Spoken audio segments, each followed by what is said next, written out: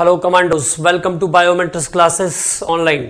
और पीरियोडिसिटी के आज के लेक्चर में हम लोग बात करेंगे अब पीरियोडिक प्रॉपर्टीज ऑफ एलिमेंट्स से रिलेटेड टॉपिक पर। The topics related with the periodic properties of element. ठीक है, तो यहां से आपका इंपॉर्टेंट हिस्सा शुरू होता है पीरियोडिक टेबल का, जो कि अगले सभी यूनिट्स के साथ कहीं ना कहीं लिंकअप होगा। मतलब जो बात समझने वाली थी वो यहां से स्टार्ट होगी।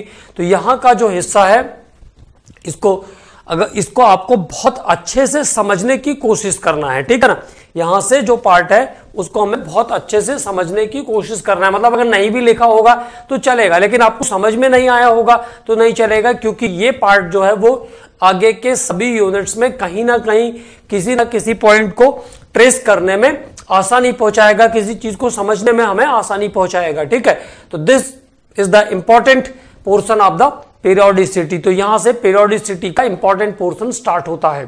ठीक, तो पहले एक कॉमन बात कर लेते हैं, फिर उसके बाद हम लोग बात करते हैं पीरियोडिक प्रॉपर्टीज के बारे में।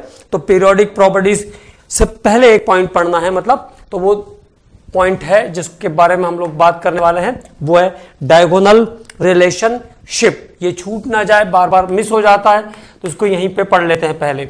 Diagonal relationship, diagonal relationship. ठीक है, तो डायगोनल रिलेशनशिप क्या होता है?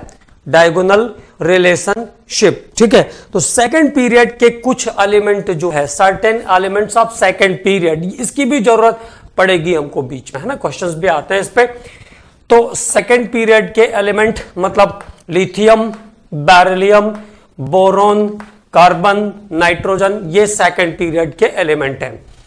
विथ थर्ड पीरियड एलिमेंट, तो थर्ड पीरियड एलिमेंट कहेंगे तो क्या हो जाएगा? Sodium, magnesium, aluminium, silicon, phosphorus, ये जो है थर्ड पीरियड के एलिमेंट हैं। तो properties of element of second period, अब जैसे हम ऐसा बोलते हैं कि एक ग्रुप के जो मेंबर हैं उनकी प्रॉपर्टी सेम होगी।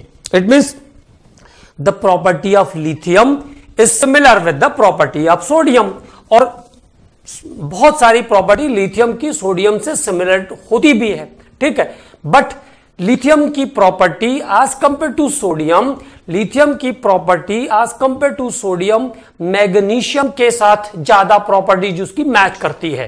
ठीक है, तो the property of lithium is match with magnesium as it is beryllium का एल्यूमिनियम के साथ और बोरॉन का सिलिकॉन के साथ। तो this is the three pairs of diagonal in the periodic table. ये कुल 3 डायगोनल के पेयर है पूरे पीरियोडिक टेबल में। कौन किसके साथ डायगोनल बनाता है? Lithium with magnesium, beryllium with aluminium and boron with silicon. जब हम लोग एस ब्लॉक पी ब्लॉक पढ़ेंगे तो ये दोबारा से आ जाएगा, तो कोई टेंशन लेने की जरूरत नहीं है। बस ये ध्यान रखना है, certain elements of second period, certain elements of second period, elements of second period, certain elements of second period or certain elements of second period are show the similarities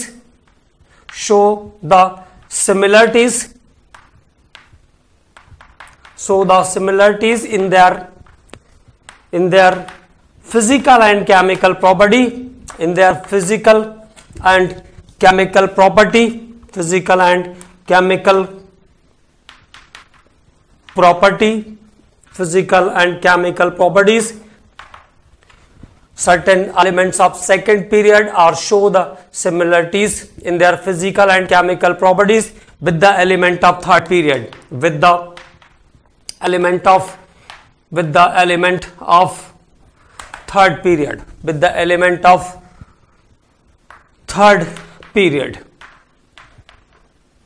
Okay, this relationship is called diagonal relationship. और ये जो relationship है इन elements के बीच में, इसको हम बोलते हैं डायगोनल रिलेशनशिप।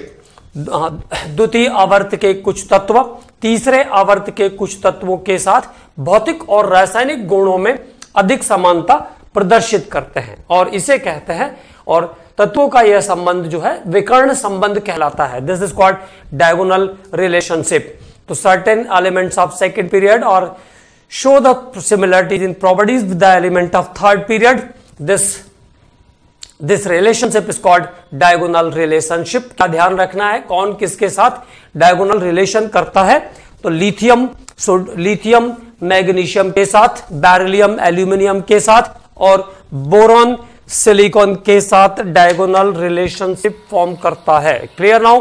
तो किसका रिलेशन किसके साथ डायगोनल रिलेशनशिप बनता है, केवल ये बात अभी हमें याद रखना है। जैसा कि मैंने आपको बोला कि ये जब हम लोग एस पी ब्लॉक पढ़ेंगे, एस ब्लॉक पी ब्लॉक, तो फिर से आ जाएंगे, ठीक है। बट ये पीरियोडिसिटी में भी हो सकता है, इसलिए हमने यहां पे बात किया। अब बात करते हैं अगले पीरियोडिक प्रॉपर्टी के बारे में। तो जैसा आपको इंस्ट्रक्ट किया है मैंने कि पीरियोडिक प्रॉपर्टीज के बारे में हमको ये बात ध्यान रखना है कि ये हमको बहुत अच्छे से समझ में आने चाहिए, क्योंकि ये अच्छे से समझ में आएंगे तो आगे के सभी यूनिट में जहां जरूरत पड़ेगी हमको लॉजिकल अप्रोच की, वहां पर ये हमें हेल्प करेंगे। तो लॉजिकल अप्रोच के लिए हेल्प करने वाले प्रॉपर्टीज है ये, ठीक। तो अब बात करते हैं वन बाय वन। तो देखिए, पहले तो बात कर ले कि पीरियोडिक प्रॉपर्टी का मतलब क्या है, पीरियोडिक प्रॉपर्टी को हम क्या स्टडी करने वाले हैं पीरियोडिक प्रॉपर्टीज में। तो दो चीजें, पीरियड है ना, जब भी हमने लेफ्ट टू राइट प्रोसीड किया, लेफ्ट टू राइट की बात की एलिमेंट्स के बारे में, जैसे हमने कहा लिथियम, बेरिलियम, बोरॉन, कार्बन, तो दिस इज अबाउट पीरियड। ये हमने बात किया एक पीरियड के बारे में। लिथियम, सोडियम, पोटाशियम, रुबिडियम, तो या देखिए lithium, sodium, potassium, rubidium, caesium, तो this is about group. Up to down is the group, left to right is the period. It means periodic property में हम ये पढ़ते हैं कि what happens left to right in the period, left से right जाने पर क्या क्या चेंज होगा प्रॉपर्टीज में, और अप टू डाउन मतलब ग्रुप में आने पर क्या चीज चेंज होने वाली है। तो what is the changes in the period and what is the changes in the group, this is the periodic property. अब पहली जो पीरियोडिक प्रॉपर्टी है, the first periodic property is called atomic size. पहली property को हम क्या कहते हैं, एटॉमिक साइज कहते हैं, ठीक है ना।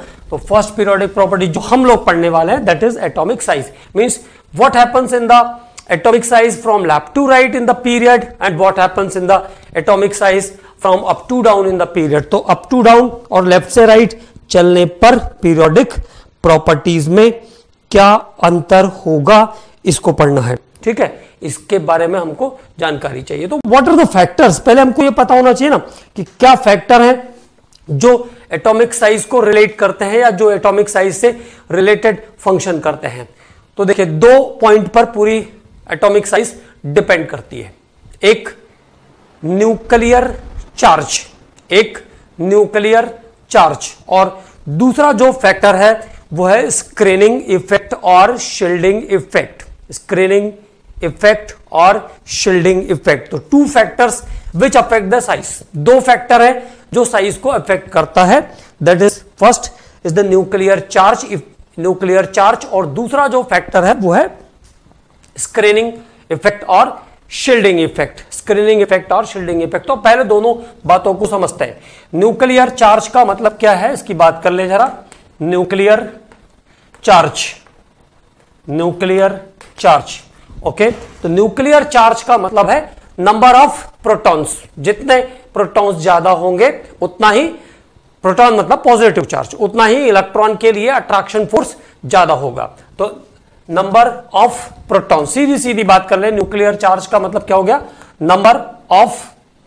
Number of protons, influence by the number of protons, है ना। तो nuclear charge means number of protons, okay, number of protons. अब बारी आई दूसरे इफेक्ट की, स्क्रीनिंग इफेक्ट, और screening effect is also called shielding effect. Screening effect और शील्डिंग इफेक्ट, तो देखिए वो एटम जिनमें बहुत सारे इलेक्ट्रॉन प्रेजेंट हैं, the atoms in which so many electrons are there, बहुत सारे इलेक्ट्रॉन प्रेजेंट हैं, तो आपको पता है कि वो डिफरेंट ऑर्बिट में भी प्रेजेंट होंगे। मेनी इलेक्ट्रॉन्स आर देयर, ठीक है ना। अब जैसे बहुत सारे इलेक्ट्रॉन प्रेजेंट है, ओके, सभी ऑर्बिट्स हैं तो ऑर्बिट्स के अंदर इलेक्ट्रॉन का प्रेजेंस होना कॉमन बात है, ठीक। अब ये electron, all the electrons are attracted by the nucleus, ठीक। जैसे ये मेनी इलेक्ट्रॉन वाला एक एटम, तो there is attraction force between nucleus and valence shell electron. बाहर के सेल के इलेक्ट्रॉन तक न्यूक्लियस का अट्रैक्शन फोर्स काम करेगा, ठीक है। बाहर के सेल के इलेक्ट्रॉन तक न्यूक्लियस का अट्रैक्शन फोर्स काम करेगा। लेकिन जो मल्टी इलेक्ट्रॉन वाले एटम हैं उनमें एक बात और देखो आप, जो बीच के सेल में इलेक्ट्रॉन है, जैसे यहां पे जो इलेक्ट्रॉन्स होंगे बीच के सभी सेल में जो इलेक्ट्रॉन है वो क्या करेंगे, जो बाहर के सेल के इलेक्ट्रॉन है उनको रिपेल करने की कोशिश करेंगे, न्यूक्लियस और बाहर का सेल। तो दो फैक्टर, एक तो डिस्टेंस बढ़ गया, डिस्टेंस बढ़ गया तो अट्रैक्शन फोर्स अपने आप थोड़ा कम हो जाएगा, डिस्टेंस बढ़ गया तो अट्रैक्शन फोर्स कम हो जाएगा। दूसरी बात क्या हो रही है, the electron present in the innermost orbit, और जो बीच के कोषों के अंदर बीच के ऑर्बिट के इलेक्ट्रॉन्स हैं, मतलब second orbit, third orbit, fourth orbit, अगर सिक्स्थ ऑर्बिट तक इलेक्ट्रॉन है तो थर्ड ऑर्बिट, फोर्थ ऑर्बिट के बीच में जो इलेक्ट्रॉन है उसकी बात कर रहे हैं। तो जो बीच के ऑर्बिट में इलेक्ट्रॉन है वो भी क्या करेंगे, बाहर के ऑर्बिट के इलेक्ट्रॉन को रिपेल करेंगे। तो this is the second factor, ये सेकंड फैक्टर है जिसके कारण न्यूक्लियस का अट्रैक्शन फोर्स बाहर के ऑर्बिट के इलेक्ट्रॉन पर कम हो जाएगा। अट्रैक्शन फोर्स कम हो जाएगा मतलब वो दूर की तरफ जा रहा है, इट मींस साइज को बढ़ाने में हेल्प करेगा। जबकि प्रोटॉन का नंबर, जहां तक प्रोटॉन डोमिनेट करेगा, this is called nuclear charge, तो जहां तक प्रोटॉन डोमिनेट करेगा वहां तक साइज छोटा होगा। और जब स्क्रीनिंग इफेक्ट बढ़ेगा तो वो क्या करेगा, स्क्रीनिंग इफेक्ट मतलब जो बीच के सेल के अंदर इलेक्ट्रॉन थे वो बाहर के ऑर्बिट के इलेक्ट्रॉन को रिपेल करते हैं, मतलब वो न्यूक्लियस और बाहर के ऑर्बिट के इलेक्ट्रॉन के बीच स्क्रीन जैसा काम कर रहे हैं, उसके फोर्स को शील्ड कर रहे हैं, फोर्स को रोक रहे हैं, ठीक है। तो इसको हम कहते हैं शील्डिंग इफेक्ट। तो शील्डिंग इफेक्ट जब बढ़ेगा तो एटॉमिक साइज बढ़ेगा, और इफेक्ट और न्यूक्लियर चार्ज जब बढ़ेगा तो शील्डिंग इफेक्ट, न्यूक्लियर चार्ज जब बढ़ेगा तो एटॉमिक साइज कम होगा। और इन दोनों का जो डिफरेंस होता है, न्यूक्लियर चार्ज और कांस्टेंट ऑफ शील्डिंग इफेक्ट, इसको हम कहते हैं इफेक्टिव न्यूक्लियर चार्ज। तो सीधे सीधे अगर एक टर्म में कहेंगे तो जब इफेक्टिव न्यूक्लियर चार्ज बढ़ेगा तो साइज कम होगा, और जब स्क्रीनिंग इफेक्ट बढ़ेगा, इफेक्टिव न्यूक्लियर चार्ज बढ़ेगा तो साइज कम होगा, और अगर स्क्रीनिंग इफेक्ट बढ़ेगा तो साइज बढ़ जाएगा, साइज बढ़ता जाएगा। तो दोनों बातें क्लियर। तो देखो, nuclear charge is the number of protons. Nuclear charge में कुछ ज्यादा सोचना नहीं है, जो प्रोटॉन का नंबर है वही न्यूक्लियर चार्ज है, और वो जितना ज्यादा होगा अट्रैक्शन फोर्स उतना ज्यादा होगा। तो more the nuclear charge more the attraction force, एक लाइन ऐसा मैं लिख दूं, more the nuclear charge more the attraction force, more the nuclear charge more the nuclear charge, it mean more the proton, ऐसा भी कह सकते हैं, more the nuclear charge more the attraction force, more the attraction force, more the attraction force, attraction force, ठीक है। तो पहली बात तो ये हो गई कि न्यूक्लियर चार्ज जितना ज्यादा होगा अट्रैक्शन फोर्स उतना ज्यादा होगा, ठीक है। और न्यूक्लियर चार्ज का मतलब क्या है, प्रोटॉन्स का नंबर, प्रोटॉन्स का number, it is related with the number of protons. अब बात करते हैं दूसरे इफेक्ट के बारे में। तो मैंने आपको बोला कि आपको केवल बात समझ में आनी चाहिए कि अभी क्या हो रहा है, ठीक है। तो this is about screening effect, screening effect, screening effect और shielding effect, shielding effect, screening effect और shielding effect.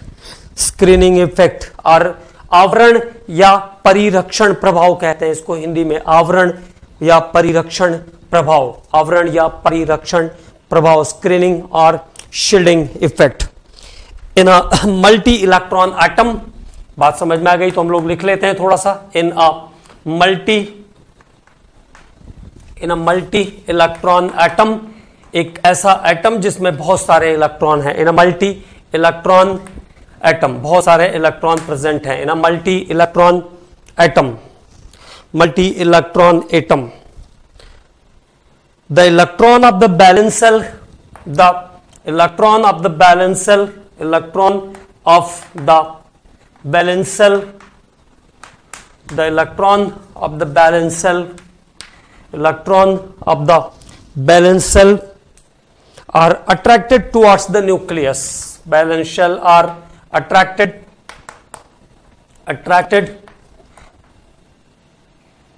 towards the nucleus, attracted towards the nucleus, मतलब जो बाहर के कोश का इलेक्ट्रॉन होगा वो भी नाभिक की तरफ आकर्षित होगा. Electron present in the valence shell are attracted towards the nucleus, are attracted towards the nucleus,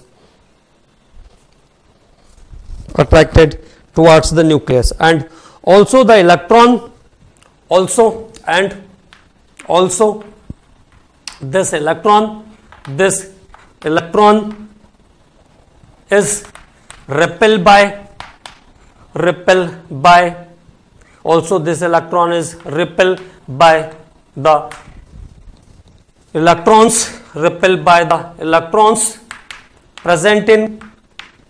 present in innermost orbit, innermost orbit. और ये इलेक्ट्रॉन जो अंदर के सेल के इलेक्ट्रॉन हैं उन इलेक्ट्रॉन्स के थ्रू क्या होगा, रिपेल भी होगा. तो this electron is also repelled by the electron present in the innermost shell और इनरमोस्ट ऑर्बिट. ठीक है, इनरमोस्ट शेल और innermost orbit. On account of this repulsion force, on account of this repulsion force, the magnitude of on account of this repulsion force, the magnitude of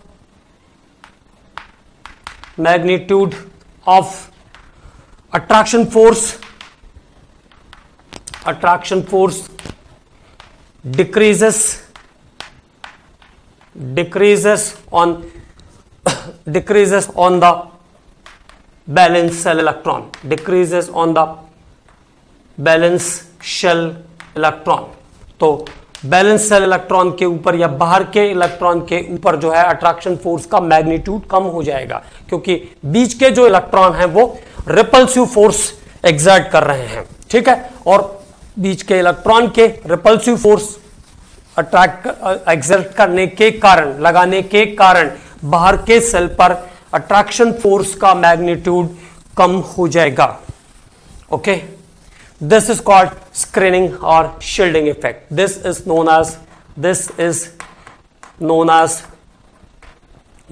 known as screening.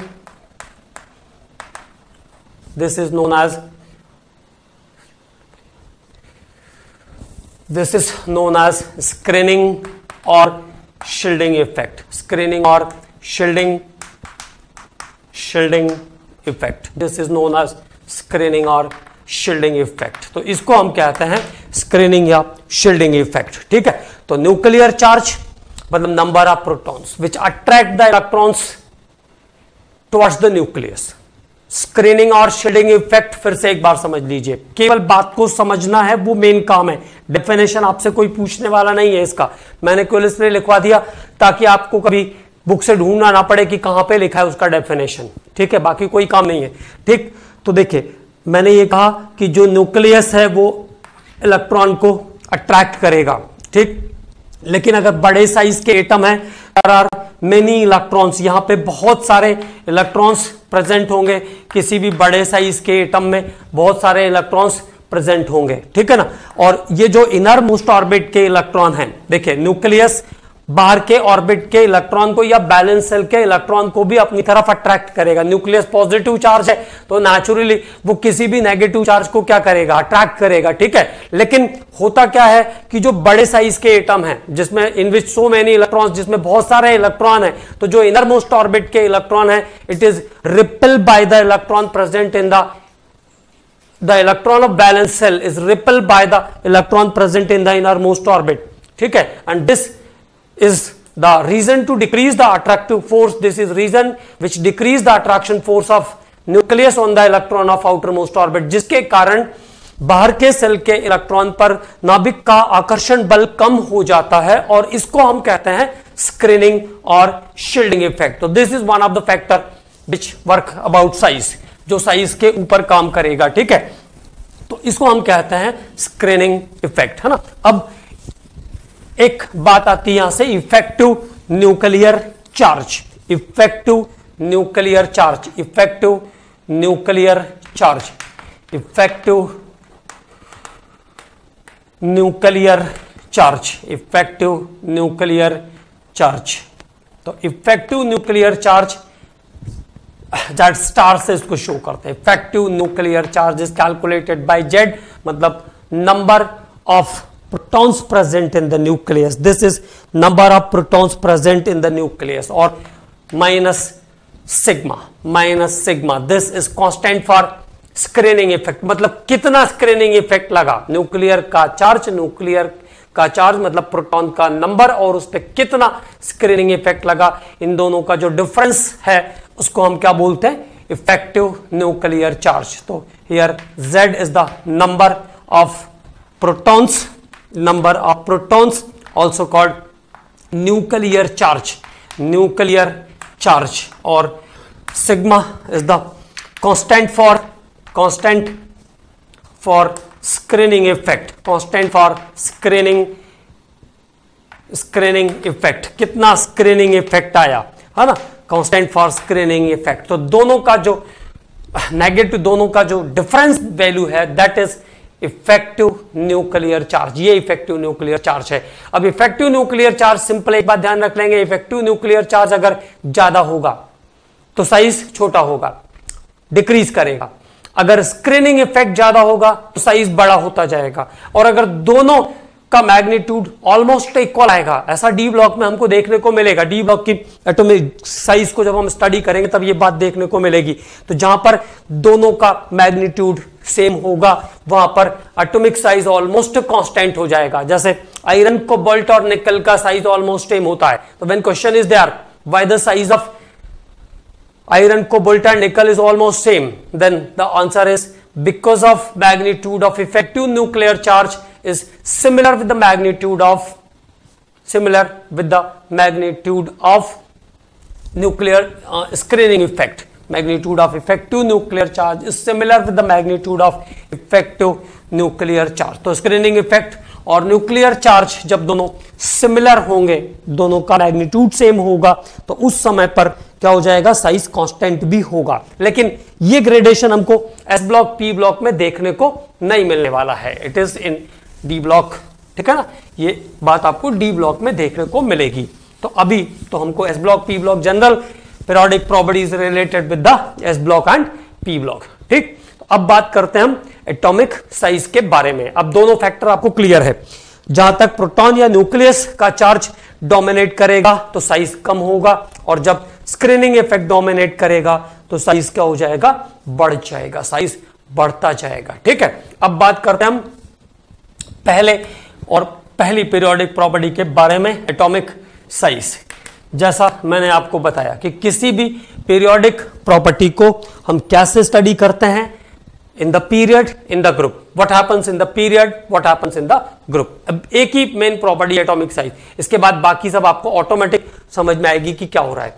Atomic size तो period में बात करते हैं, वो what happens in the period.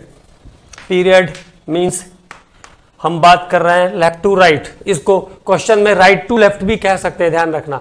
जब इधर से इधर, मतलब हम लिथियम से नियॉन की तरफ जाएंगे तो लेफ्ट टू राइट, और नियॉन से लिथियम की तरफ आएंगे तो राइट टू लेफ्ट, ठीक। तो lithium, beryllium, boron, carbon, nitrogen, oxygen, fluorine and neon, okay. ये हुआ एक पीरियड, ठीक है। उसमें इनर्ट गैसेस की प्रॉपर्टी अलग है, it is again not included in the periodic table, ठीक है। तो अब बात करते हैं lithium, beryllium, boron, carbon, nitrogen, oxygen और फ्लोरीन के बारे में। अगर मैं इनको ऑर्बिट्स में इलेक्ट्रॉन को डिस्ट्रीब्यूट कर दूं तो 2 1 2 2 2 3 2 4 2 5 2 6 and 2 7, number of electrons are in the orbit. Okay, now 2 1, it means 2 orbit is there. 2 2, it means again 2 orbit is in beryllium. और फ्लोरीन में देखो 2 इलेक्ट्रॉन पहले ऑर्बिट में और 7 इलेक्ट्रॉन दूसरे ऑर्बिट में. तो what happens in the period? Number of orbits are the constant. किसी भी पीरियड में जब आप जाओगे तो ऑर्बिट का नंबर सेम रहेगा, मतलब ऑर्बिट या शेल का नंबर बदलने वाला नहीं है. किसी भी ऑर्बिट के अंदर, किसी भी एटम के अंदर पीरियड में जब हम लेफ्ट से राइट जाएंगे या राइट से लेफ्ट आएंगे तो number of orbits are the same. देखो फिर से, लिथियम में 3 इलेक्ट्रॉन थे 2 1, बेरिलियम में 4 हो गए 2 2, बोरान में 5 हो गए 2 3. 2 ऑर्बिट में डिस्ट्रीब्यूट है, ये भी 2 में, क्योंकि दूसरे ऑर्बिट में 8 इलेक्ट्रॉन तक आ सकता है. तो this is about 2 7. Okay, it means in any period the number of orbits are the same. Okay, orbit का नंबर सेम है. अब जरा पहले ऑर्बिट के इलेक्ट्रॉन पर प्रोटॉन की सिचुएशन देखो. पहले ऑर्बिट में कितने इलेक्ट्रॉन हैं? 2. और कितने प्रोटॉन हैं? 3. इसको मतलब 2 electrons are attracted by 3 protons. अगले ऑर्बिट में देखो, पहले ऑर्बिट की बात कर रहे हैं हम लोग. 4 इलेक्ट्रॉन्स, 4 प्रोटॉन्स अट्रैक्ट 2 इलेक्ट्रॉन. पहले ऑर्बिट में 2 इलेक्ट्रॉन है और न्यूक्लियस में प्रोटॉन कितने हैं? 4. तो 4 प्रोटॉन 2 इलेक्ट्रॉन को खींच रहे हैं. अगले ऑर्बिट, अगले एटम पे आइए, बोरॉन पे 5 for 2, अगला 6 for 2, 7 for 2, 8 for 2 and 9 for 2. It means what happens in the period? Number of orbits are the same. Period के अंदर, किसी भी पीरियड में जब हम लोग लेफ्ट से राइट जाएंगे तो ऑर्बिट्स का नंबर, कक्षाओं की संख्या स्थिर रहेगी. Number of orbits are same. And for the same number of orbit, the nuclear charge is continuously increases. छोटे साइज का एटम है तो ज्यादा शील्डिंग इफेक्ट लगेगा नहीं. ठीक है, कोई शील्डिंग इफेक्ट यहां काम करने वाला नहीं. और न्यूक्लियर चार्ज देखो कैसा हो रहा है. 3 for 2, 4 for 2, 5 for 2, 6 for 2, 7 for 2. तो न्यूक्लियर चार्ज बढ़ रहा है. न्यूक्लियर चार्ज बढ़ेगा तो अट्रैक्शन फोर्स डोमिनेट करेगा, अंदर की ओर खींचेगा न्यूक्लियस इलेक्ट्रॉन को. इसलिए एटॉमिक साइज क्या होता जाएगा? छोटा होता जाएगा. तो from left to right in a period,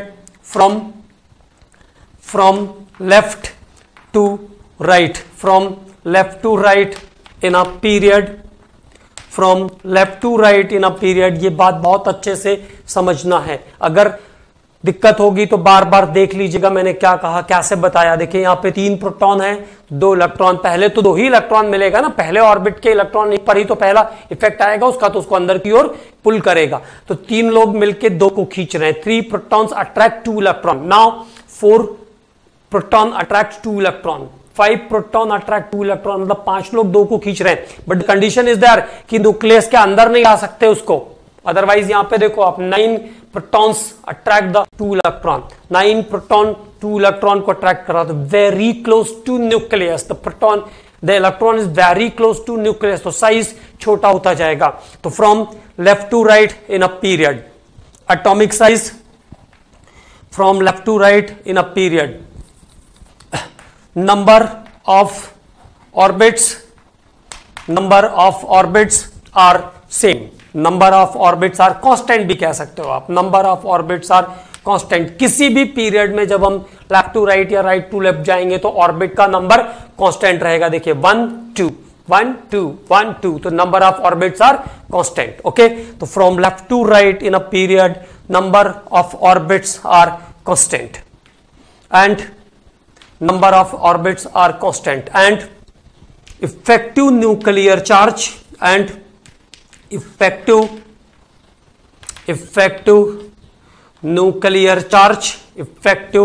nuclear charge, number of orbits are constant and effective nuclear charge continuously increases और इफेक्टिव न्यूक्लियर चार्ज कंटिन्यूअस बढ़ रहा है. Effective nuclear charge continuously increases, which increase the magnitude of which increase the magnitude of attraction force, जिसके कारण क्या होगा, attraction force बढ़ेगा। ठीक है, तो from left to right in a period, आवर्त में लेफ्ट से राइट चलने पर, ऑर्बिट मतलब कक्षाओं की संख्या स्थिर रहती है, प्रभावकारी नाभिकीय आवेश निरंतर बढ़ता है, effective nuclear charge continuously increases which increase the attraction force, जिसके कारण आकर्षण बल बढ़ता है, increase the attraction force, hence decrease in atomic size, इसलिए atomic size, decrease in atomic size, इसलिए परमाणु आकार निरंतर घटता जाता है, डिक्रीज इन एटॉमिक साइज। तो किसी भी पीरियड में लेफ्ट से राइट चलने पर एटॉमिक साइज कंटिन्यूअस घटता है। ठीक है, हम लोग बात कर रहे हैं एस ब्लॉक और पी ब्लॉक के बारे में, periodic properties related with S block and P block elements. Okay, तो what happens in the period, atomic size continuously decreases, same number of orbits are there and the magnitude of nuclear charge is continuously increased, और same number के orbits के लिए nuclear charge continuous बढ़ता है, और nuclear charge के बढ़ने के कारण attraction force बढ़ेगा, और attraction force बढ़ेगा तो size कम होता जाएगा, size डिक्रीज होता जाएगा। ओके, तो नाउ एटॉमिक साइज पीरियड के अंदर हमने उसका क्या सीक्वेंसिंग देखा, लेफ्ट से right is the period, what happens in the period, तो atomic size is continuously decreases in the period, तो एटॉमिक साइज कंटिन्यूअस डिक्रीज होता है इन द पीरियड के अंदर। ओके, अब बात करते हैं ग्रुप में, what happens in the size in the group में साइज पर क्या फर्क पड़ेगा। तो ग्रुप में मेंबर्स आर, फर्स्ट ग्रुप की बात कर ले, लिथियम के बाद सोडियम, पोटाशियम, रुबिडियम, सीजियम, ये एक ग्रुप के मेंबर हैं। This is the alkali metals, group of alkali metals. Now you people know everything, है ना।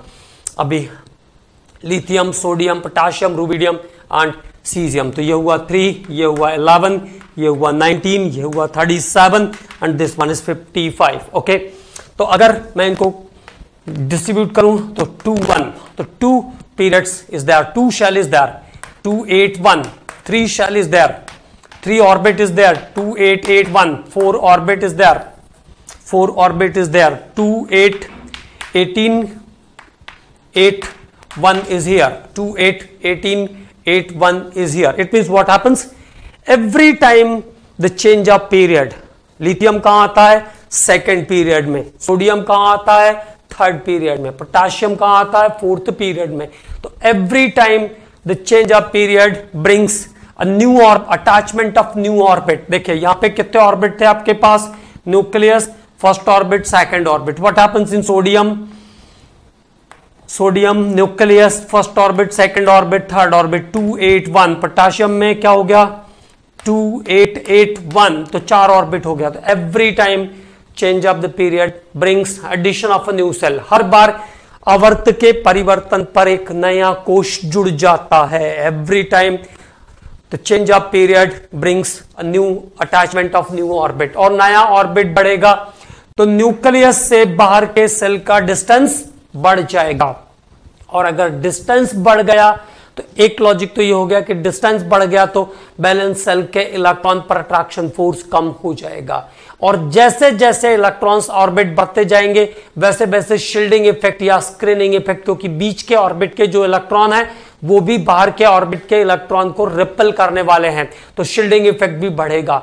तो दोनों फैक्टर के कारण क्या हो जाएगा, एटॉमिक साइज बड़ा होता जाएगा।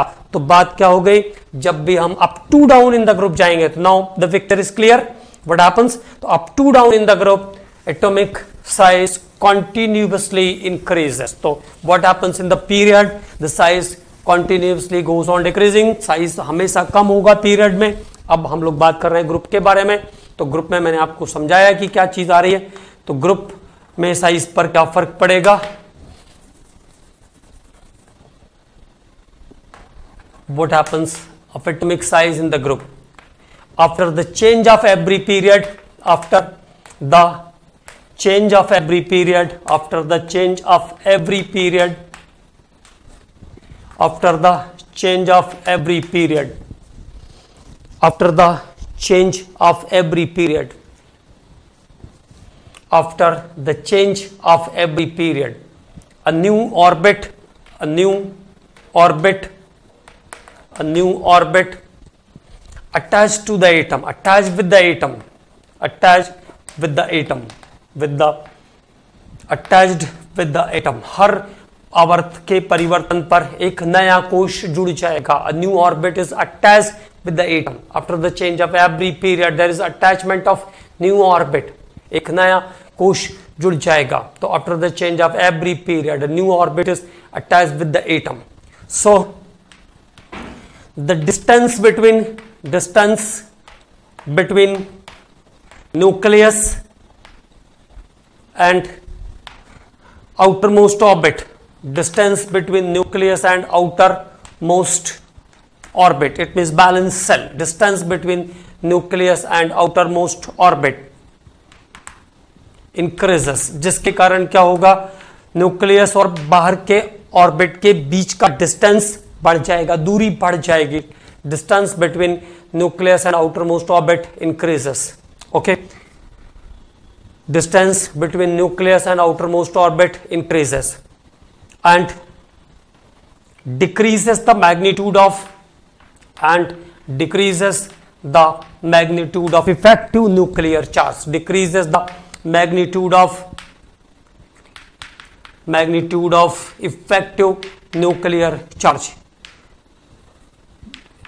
effective nuclear charge, effective nuclear charge, decreases the magnitude of effective nuclear charge, और उसके कारण प्रभावकारी नाभिकीय आवेश का जो प्रभाव है या जो मान है वो कम हो जाएगा. Decreases the magnitude of effective nuclear charge, प्रभावकारी नाभिकीय आवेश का प्रभाव जो है वो कम हो जाएगा.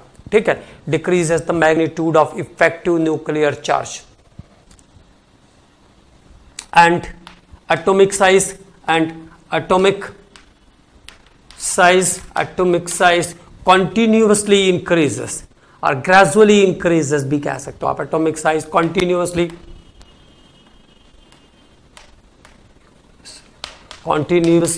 increases, जिससे एटॉमिक साइज क्या होगा, परमाणु आकार लगातार बढ़ेगा. ठीक है, तो दो बातें ध्यान रखना है. पीरियड में साइज कम क्योंकि न्यूक्लियर चार्ज बढ़ता है, ग्रुप में साइज बढ़ेगा क्योंकि nuclear charge, effective nuclear charge का मैग्नीट्यूड कम हो जाएगा. ठीक है, तो in the group new orbits are attach with the atom after the change of every period which increase the distance between nucleus and valence shell electron. और जब distance बढ़ेगा न्यूक्लियस और बैलेंस सेल के इलेक्ट्रॉन के बीच तो वहां पर attraction force कम हो जाएगा. डिस्टेंस बढ़ेगा तो अट्रैक्शन फोर्स कम हो जाएगा, अट्रैक्शन फोर्स कम हो जाएगा तो साइज एक्सपैंड कर जाएगा. तो what happens in the group period में साइज के बारे में हमने बात किया, डिक्रीजिंग ऑर्डर. और जब भी हम ग्रुप में बात करेंगे साइज की तो वो क्या होती जाएगी, it is increase in. Okay, तो this is the increase in size of the group. तो दो साइन भी आप ध्यान रखेंगे तो सारे क्वेश्चंस आपके सॉल्व हो जाएंगे. ठीक है, क्योंकि ये पहली प्रॉपर्टी थी और बहुत ही इंपॉर्टेंट है, आगे आने वाली सभी प्रॉपर्टी इसके ऊपर डिपेंड करेगी, इसलिए बहुत ब्रीफली मैंने इसको आपको बताया. कई बच्चों को ऐसा लग रहा है कि समझने में दिक्कत आ रही है तो थोड़ा और पढ़ाई करिए और थोड़ी कोशिश करिए. ठीक है, देखिए मैं कभी भी बहुत साइंटिफिक भाषा का इस्तेमाल यूज नहीं करता हूं ताकि आपको चीजें समझ में आए, क्योंकि अगर बहुत साइंटिफिकली जैसा केमिस्ट्री की लैंग्वेज है उस हिसाब से जाएंगे तो बहुत टफ पड़ेगा. ठीक, तो सिंपल सी लैंग्वेज यूज करना, बात हमको केवल समझ में आनी चाहिए. देखिए डेफिनेशन आप लिख लोगे कोई दिक्कत नहीं, बुक से ढूंढ के डेफिनेशन लिख लोगे कोई दिक्कत नहीं, लेकिन बात अगर आपको समझ में आ गई तो सब काम हो जाएगा. ठीक है, तो जब भी हम लेफ्ट टू राइट जाएंगे तो साइज कम होगा. द लॉजिक इज क्योंकि ऑर्बिट के नंबर हर बार सेम है, न्यूक्लियर चार्ज बढ़ रहा है, प्रोटॉन का नंबर बढ़ रहा है, और अगर प्रोटॉन बढ़ रहा है तो अट्रैक्शन फोर्स बढ़ेगा, अट्रैक्शन फोर्स बढ़ेगा तो अंदर की तरफ खींचेंगे और साइज छोटा हो जाएगा. जब हम बात करेंगे अप टू डाउन, जैसे हम लिथियम से सीजियम की तरफ जा रहे हैं, तो दिस इज कॉल्ड ग्रुप, इसको हम कहते हैं ग्रुप। ठीक है, बार बार इसलिए बताता हूं मैं क्योंकि इसमें भी हम लोगों को कंफ्यूजन होता है, इसमें भी बच्चों को कंफ्यूजन होता है कि अभी पीरियड, अभी ग्रुप, ये क्या हो रहा है, सब क्या हो रही चीजें। इसलिए ध्यान रखना है कि लिथियम से सीजियम की तरफ गए तो ग्रुप, है ना, ताकि हमें कोई कंफ्यूजन की कोई गुंजाइश बनानी ही नहीं है सब्जेक्ट में। ठीक है, तो ये ग्रुप है, लिथियम से सीजियम की तरफ आए तो क्या हो रहा है, हर बार एक नया पीरियड, हर बार एक नया ऑर्बिट अटैच हो रहा है। जितने बार हम पीरियड, सेकंड पीरियड में था लिथियम तो 2,1, इसके बाद आया सोडियम तो 2,8,1, मतलब एक नया ऑर्बिट आ गया। पोटेशियम 2,8,8,1, तो जितने बार ऑर्बिट अटैच होगा तो डिस्टेंस न्यूक्लियस से बढ़ जाएगी। डिस्टेंस बढ़ी तो अट्रैक्शन फोर्स नेचुरली कम हो जाएगा, और अट्रैक्शन फोर्स अगर कम हुआ तो साइज एक्सपैंड कर जाएगा, साइज बड़ा हो जाएगा, है ना। जब अट्रैक्शन फोर्स कम हो जाएगा तो साइज अपने आप बड़ा होता जाएगा। तो this is about the atomic size from up to down and left to right in the period. Left to right जाएंगे तो पीरियड, अप टू डाउन आएंगे तो ग्रुप। ठीक है, अब बात करते हैं हम इसी से रिलेटेड अभी एक और प्रॉपर्टी के बारे में, उसके बाद फिर अगली पीरियोडिक प्रॉपर्टी को डिस्कस करेंगे। तो that is atomic radius. Atomic radius, तो व्हाट इज द रेडियस। अब देखो, अलग अलग साइंटिस्ट ने रेडियस के बारे में अलग अलग डेफिनेशन, अलग अलग चीजें बताने की कोशिश भी की है।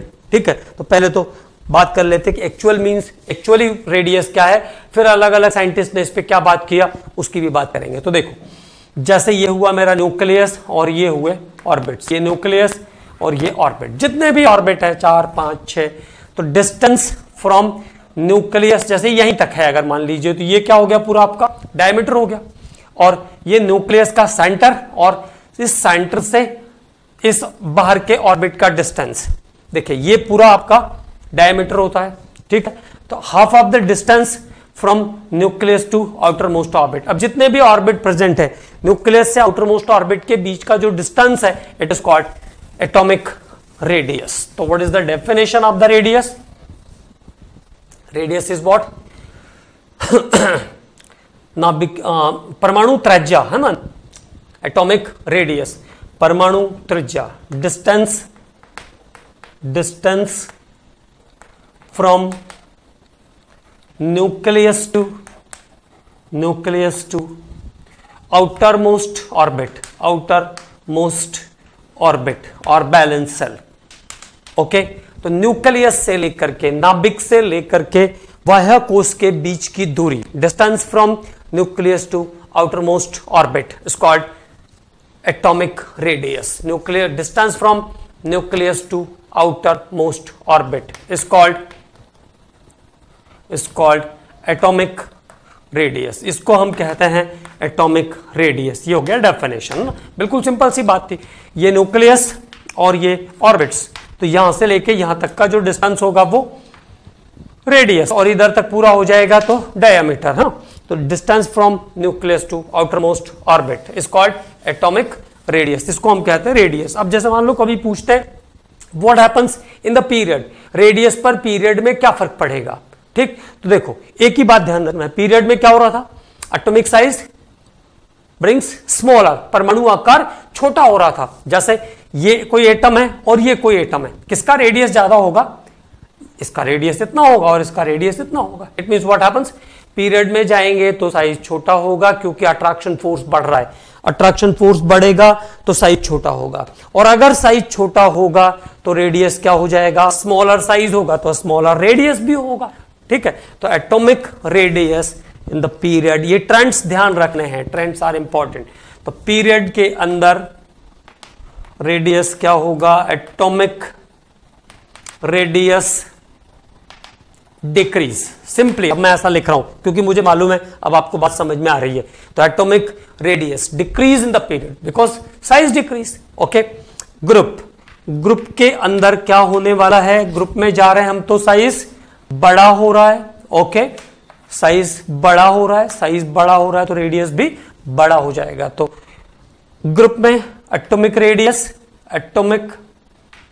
रेडियस परमाणु त्रिज्या, एटॉमिक रेडियस क्या होगी, इंक्रीज होगी, increases up to down in the group. तो एटॉमिक रेडियस पीरियड में डिक्रीज, पीरियड में डिक्रीज क्योंकि साइज छोटा होगा, और ग्रुप में जाने पर रेडियस इंक्रीज क्योंकि साइज बड़ा हो रहा है ना। अब मैंने आपको बोला कि अलग अलग टाइप के डेफिनेशन भी हैं, और ये जो हमारे जनरल एग्जाम्स रहते हैं उनमें इंपॉर्टेंट है इनका, तो कभी कभी कुछ चीजें ध्यान रखनी पड़ेगी। और आयोनिक रेडियस के बारे में भी हम बात करेंगे, और आयोनिक रेडियस कॉम्पिटिटिव एग्जाम्स के हिसाब से भी बहुत इंपॉर्टेंट है, इसीलिए सभी टॉपिक पर बात कर रहे हैं हम लोग। अब अगली बात हम लोग करेंगे कोवेलेंट रेडियस के बारे में।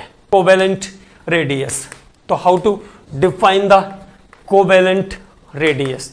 रेडियस तो रेडियस ही होगा, लेकिन अब अलग अलग टाइप का उसका डेफिनेशन है, तो वो भी हमें पता होना चाहिए कि कोवेलेंट रेडियस क्या है और वैन डर वाल रेडियस क्या है, आयोनिक रेडियस क्या है, तो सभी चीजों की जानकारी होनी चाहिए। तो what is about covalent radius, ठीक। तो देखो, दो एटम जो सिंगल कोवेलेंट बॉन्ड से जुड़े हों, जैसे मैंने कहा क्लोरीन, तो in chlorine in Cl2 two chlorine atoms are concern with the single covalent bond. Chlorine Cl2 के अंदर दो क्लोरीन एक दूसरे के साथ सिंगल कोवेलेंट बॉन्ड से जुड़े हुए हैं। In Cl2 two chlorine atoms are attach are joint with single covalent bond, the condition is there, okay. और दो एटम है तो दो न्यूक्लियाई भी होंगे। When two atom is there, then two nuclei is also there. So the distance between the nuclei is there. Some distance between the nuclei is there. And जैसे मान लीजिए 5 सेंटीमीटर का डिस्टेंस है, अगर तो इसका जो हाफ डिस्टेंस है 5 सेंटीमीटर का आधा अगर ऑन एवरेज मानूं मैं तो कितना 2.5 centimetre is the covalent radius. तो how to define the covalent radius? Covalent radius, two atoms concerned with the single covalent bond, then half of the distance between nuclei of the two atoms, दो परमाणुओं के नाभिकों के बीच की दूरी की आधी लंबाई क्या कहलाती है? सहसंयोजक त्रिज्या कहलाती है। तो defined as half of the distance between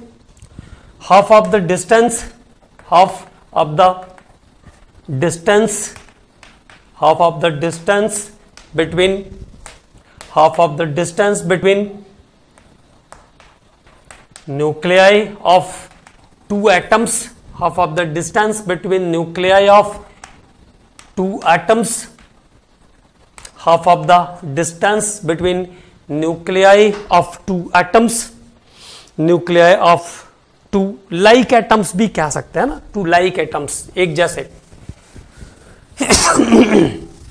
अब ये टेक्निकल टर्म्स भी है ना। Half of the distance between nuclei of two like atoms, half of the distance between nuclei of two like atoms bonded together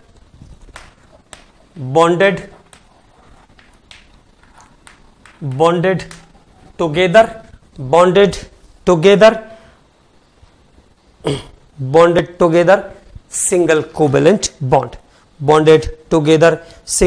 covalent bond, सब कुछ condition के साथ है। सिंगल कोवेलेंट बॉन्ड, ठीक, सिंगल कोवेलेंट बॉन्ड, तो ये इसका standard definition है अपना, ठीक। बाकी हमको क्या ध्यान रखना है, दो एटम है एक मॉलिक्यूल के अंदर, जैसे Cl2 F2 इस टाइप के जो एटम्स हैं, उनके दो न्यूक्लियाई के बीच का जो भी डिस्टेंस है उसका हाफ पोर्शन क्या होगा? Half portion is known as covalent radius. अब जैसे दो क्लोरीन है, तो दो क्लोरीन अगर एक ही मॉलिक्यूल के अंदर, in single molecule two chlorine atom is there, then this total distance is 1.98 angstrom. ये जो टोटल मेजर डिस्टेंस है ये कितना है? 1.98 आर्मस्ट्रॉन्ग है। तो कोवेलेंट रेडियस की जो वैल्यू होगी, RC is the covalent radius for this, तो कितना हो जाएगा? 1.98 बाय 2, तो दिस इज 0.99 आर्मस्ट्रॉन्ग। तो क्लोरीन के लिए ये डिस्टेंस कितनी हो जाएगी? 0.99 आर्मस्ट्रॉन्ग। क्लोरीन के दो एटम अगर एक ही मॉलिक्यूल के अंदर हैं तो उनके बीच का जो डिस्टेंस है वो 1.98 आर्मस्ट्रॉन्ग है। This is the major distance of the atom, है ना। एक से क्रिस्टलोग्राफी की टेक्निक यूज की जाती है इसके लिए, तो 1.98 आर्मस्ट्रॉन्ग है। तो अगर कोवेलेंट रेडियस की वैल्यू आएगी तो 0.99 आर्मस्ट्रॉन्ग। हमको उस पर नहीं जाना है क्योंकि वैल्यूज आप कितने एटम कितने मॉलिक्यूल का याद कर पाओगे, फॉर एग्जाम्पल मैंने ऐसा बोला है ना, तो बस हमको ये ध्यान रखना है कि what is the covalent radius, दो एटम जो सिंगल कोवेलेंट बॉन्ड से जुड़े हैं, two similar atoms which is concerned with single covalent bond, दोनों के न्यूक्लियाई के बीच जो भी डिस्टेंस है उसका हाफ पोर्शन क्या हो जाएगा, is the covalent radius. Okay, thank you commandos, next lecture में आगे कंटिन्यू करते हैं।